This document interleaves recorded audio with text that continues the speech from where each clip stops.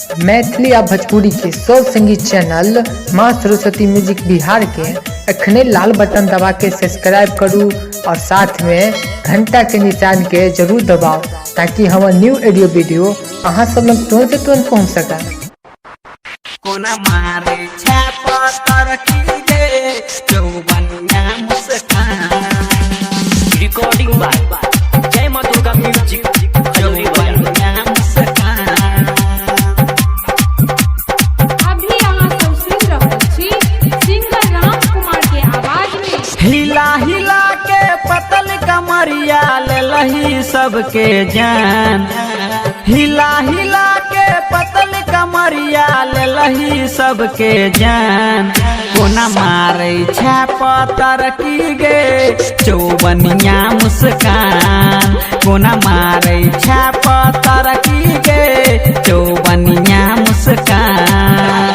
हिला हिला के पतल कमरिया ले लही सबके जान, कोना मारे छापा तरकी गे चौबनिया मुस्कान, कोना मारे छापा तरकी गे चौबनिया मुस्कान। मारे छापा तरकी गे चौबनिया मुस्कान। जय मां दुर्गा म्यूजिक खजोली बाजार। कोना मारे छापा तरकी गे चौबनिया मुस्कान, चौबनिया मुस्कान। चले जखन चश्मा लगा के लही सबके हाला, जान मारे छौ पतली कमरिया तोहर दुनु गाल, तोहर दुनु गाल।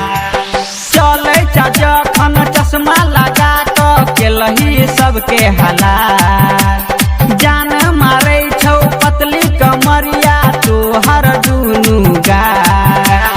तिरछी नजर से मारे झटका भेले सबके बुरा हाल, तिरछी नजर से मारे झटका भेले सबके बुरा हाल।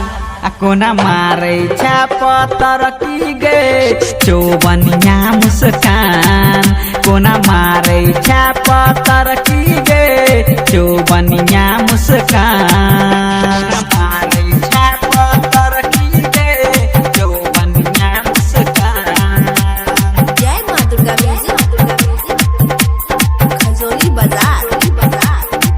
कोना मारे छापा तरकी गे चौबनिया मुस्कान, चौबनिया मुस्कान।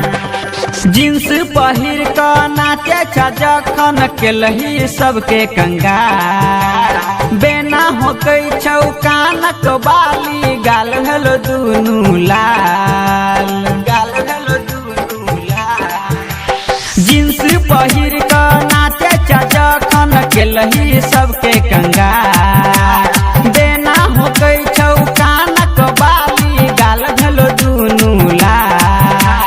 साहू पर कस लेलकौ चुम्मा ठोर भेलो दुनु लाल, गायक रामकुमार लेलकौ चुम्मा ठोर भेलो दुनु लाल। आ कोना मारे छापा तरकी गे चौबनिया मुस्कान, कोना मारे छापा तरकी गे चौबनिया मुस्कान।